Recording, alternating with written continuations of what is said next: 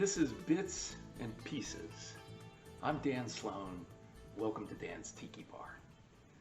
I'm going to be telling stories about dogs today. I've told some stories about cats. Stories about dogs are typically more anecdotes than stories, but I'll tell a few today. The first dog that Martha and I got was named Shylock. Shylock we brought to the farm right after we got the farm as a little puppy.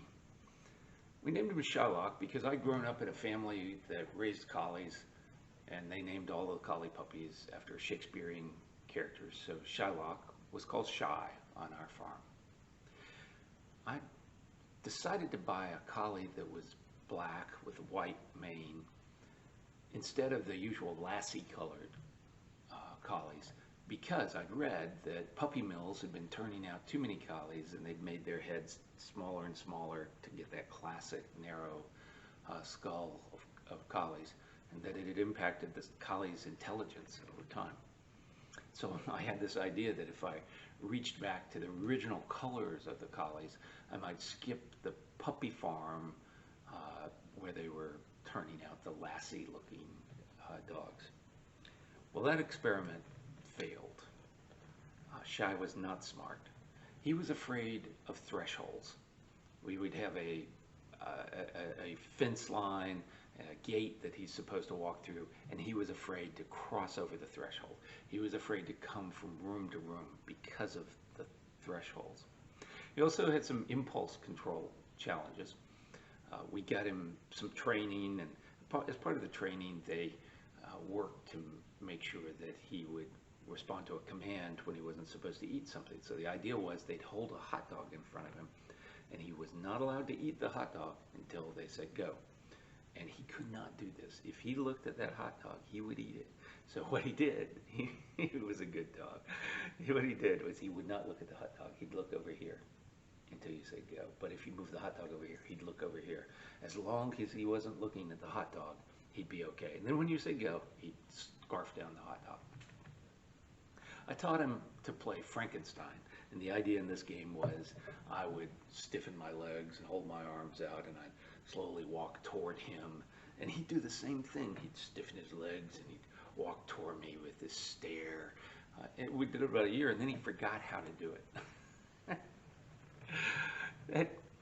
He was a good dog, and he was good with children. My daughter Amanda would play with him when he was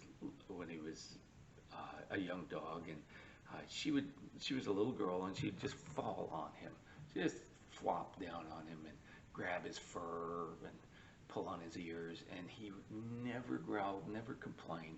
He would just start licking her, and he'd lick her and lick her and lick her until she'd start giggling and go away and leave him alone. She actually learned to walk holding on to his tail. As he'd walk by, she'd grab his tail, and that would help pull her up, and she'd learn to walk that way. One of my favorite stories about Shy, though, occurred one winter.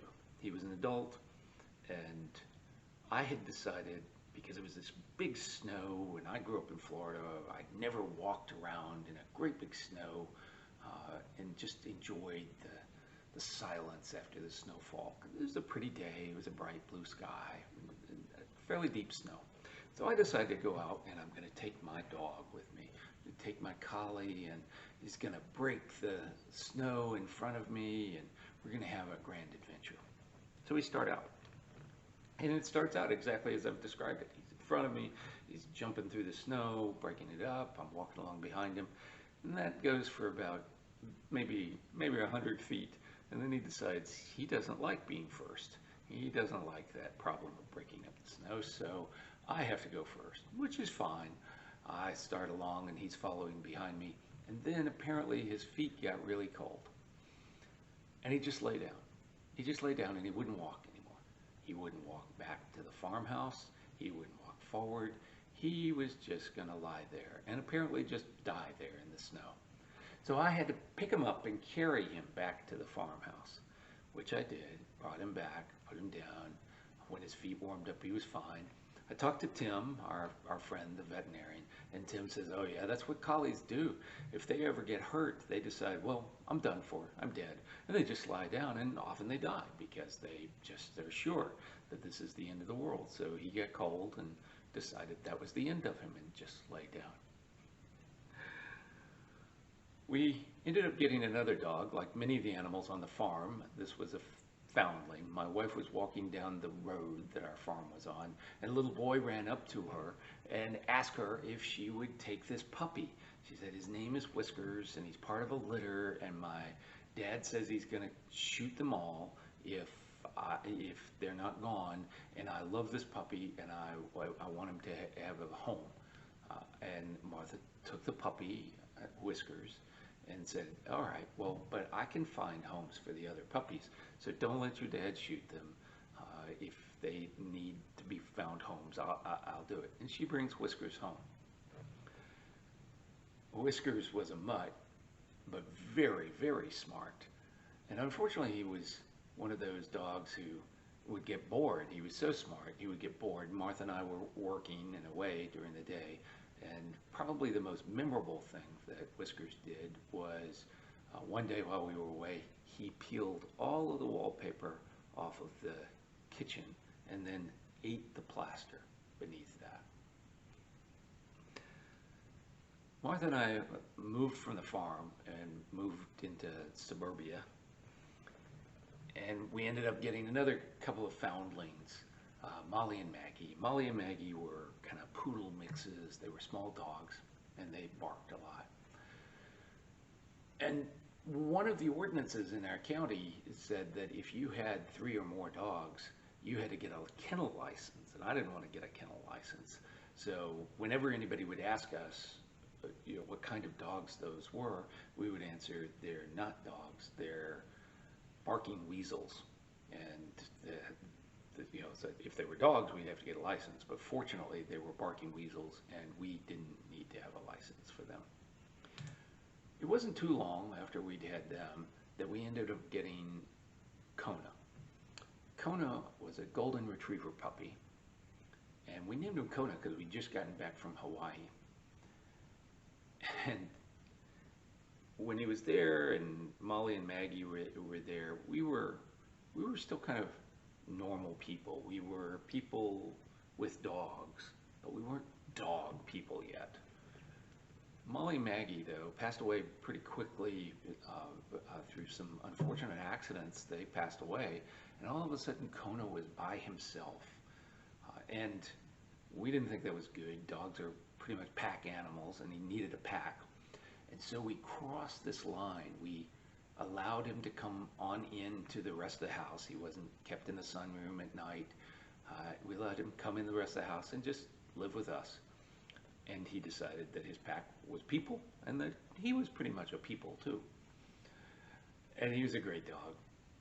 He was great fun. He got to be about 100 pounds.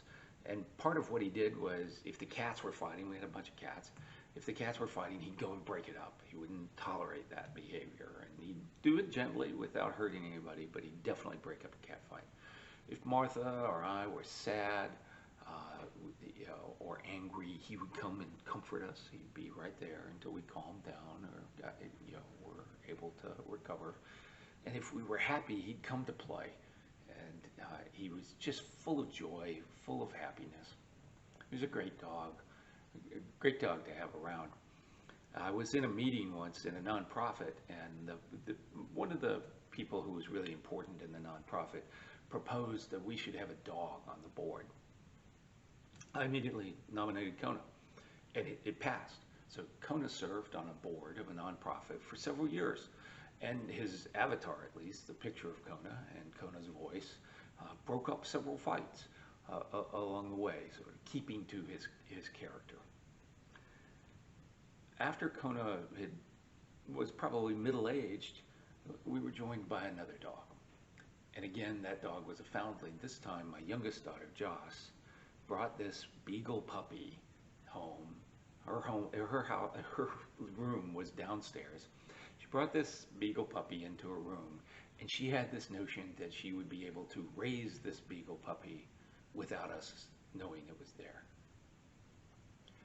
It took about a day and a half before her bigger sister convinced her that this idea wasn't really going to work out and that we would figure out there was a puppy living in our house, and so she should go ahead and introduce the dog to us. So she brought in this poor little dog, it was just a puppy, and it had worms and it had some skin condition. I didn't really want a beagle in the house. I'd had a bad experience with a beagle when I was young. I was responsible for it, and it barked all the time, and it got into lots of trouble. I really didn't want a beagle in the house. So I said, well, let's find a home for it. And indeed, one of our neighbors said that she would take the beagle. But she left for Japan for a couple of weeks, and we needed to go ahead and get this beagle healthy. So we did. And as I expected, that process of getting the beagle healthy in our house meant that we bonded with her, and she became a family member. She and Kona got along great, and we named her Bella because we'd just gotten back from Italy. And Bella was wonderful, actually. She sold me on beagles as house pets. She had a great sense of humor. When she was little, she would play with Kona. She was fearless in doing it. I mean, he was towered over 100 pounds of golden retriever, and this little beagle puppy. She would play tug of war with him, and he was very gentle with it, and he would lean back and pick her up off the ground so that she was dangling at the end of the rope that they were playing with, and he'd slowly spin her back and forth, just swinging her back and forth, and then lower her back to the ground. She held on the whole time. She loved this game. She thought it was great. She also, if anybody ever told you that dogs don't have a sense of humor or that animals don't have a sense of humor, you really do need to avoid that person because they don't know what they're talking about. Dogs have a wonderful sense of humor, as do cats, as I've pointed out in some of my previous stories. But Bella loved to shove one of her toys under a shelf or a chair or something, and then just bay. Oh my goodness, my toy is beyond my reach. Just bay and bay and bay until you came over and got her toy for her and gave it back to her.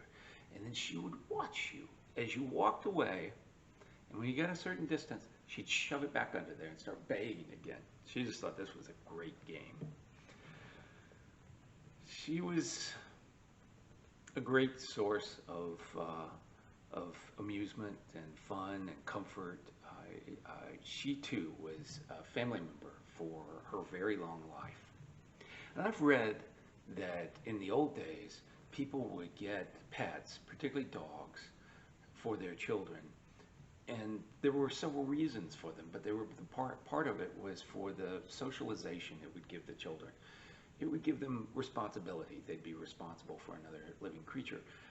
But particularly with the dogs, that the dogs would teach them loyalty.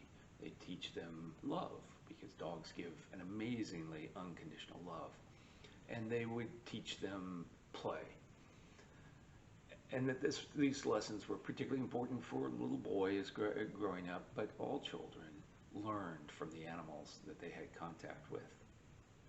Over the years, we found that our cats had tons of personality, but in the end, our joy and our comfort came, and our companionship came from our dogs. Thank you for joining me, and I'll see you next time here on Bits and Pieces. Bye-bye.